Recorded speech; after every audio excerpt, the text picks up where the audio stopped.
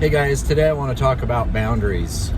They are something that are, really important, really necessary. Of course, we've heard of them, but setting them, establishing them, and then abiding by and protecting them is a very different story. So, sorry, I just totally downed my lunch really fast, so there's going to be hiccups. But it's interesting. Whenever you identify a boundary that you need to set for yourself, it's initially, met with resistance just because it's new. That's normal. In my case, especially with the ADHD, a boundary I needed to set at my office is, hey, if my office door is closed, it's closed. That means I'm in the middle of a project that I really don't want to be interrupted on. I know everybody's different. In my particular case, when I get interrupted on something, I don't just have to remember where I was. My brain literally completely resets to almost like the beginning of the day loop. And so it takes forever for me to get back on track. And so I was noticing that, no fault of their own, people trying to do their jobs, I get, a fair amount of interruptions. And so, if there's a task that I really needed to complete, I've learned that, hey, in order to, make sure that I am coming across as approachable, as a team player, as somebody that has the ability to work with others, I needed to set a boundary, and I did it. And it's my coworkers are all awesome. They give me the appropriate amount of crap about it just because it's new, but they're all on board and understand that, hey, this is something that's important and will be helpful, for the office as a whole. But setting boundaries can be hard. We live in an environment where people are just expecting, you to be immediately and permanently available. And that isn't really good for anybody. We do need time that is personal time. We do need space carved out to be able to take care of things, in a way that, we know that we can do it. If there's constant interruptions and that interruptions make it hard for you to complete tasks, well, you got to set boundaries. One of the boundaries that I have is literally the only notification on my phone is if I get a telephone call or if I get a text message.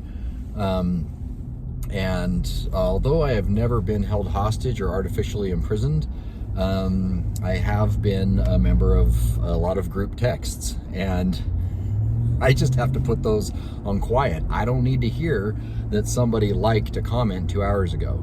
When the time comes for me to participate in, whatever the activity or project is that this group text is requiring, when I'm ready, I'm going to jump in and I'm going to read through and see what contributions I need to make or see what information has come up. And I've just found that, especially for, my particular brain, has helped a lot more, personal peace happen, but also a lot more effective. I get things done better. And then, because anytime you get a notification on your phone, a tablet, if your computer screen pops up, like if you have a hard time getting back on track when you are interrupted, I'm a huge fan of just silencing notifications. You'll get to it when you get to it. And in fact, you'll probably get to it faster because you're not having to, deal with all the interruptions that you're getting. So again, that's just, my 2 cents. For me and my brain, limiting the number of interruptions I have found totally helps to be able to get things done. And people like to talk about double tasking.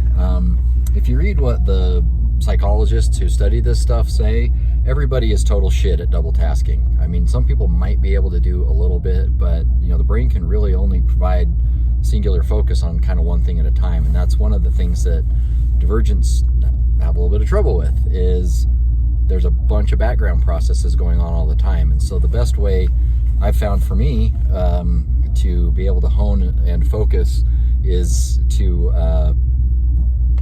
limit the number of notifications that come in. I don't know if you guys can hear this, but I'm having a hard time right now. I'm being distracted. There's a super loud motor going on over here right now. We've got a I don't know if you you can see it. Anyway, yeah, I don't think you can see it. Anyway, there's a guy on a Harley, and that was too much information. I couldn't filter that information out. And so, I mean, if anything, hopefully this was actually a kind of a hands-on justification of why I do better if I limit distractions, and I think a lot of brains probably operate the same way. So, happy Monday. I hope that you're able to get things done today and find the fewest possible distractions along the way.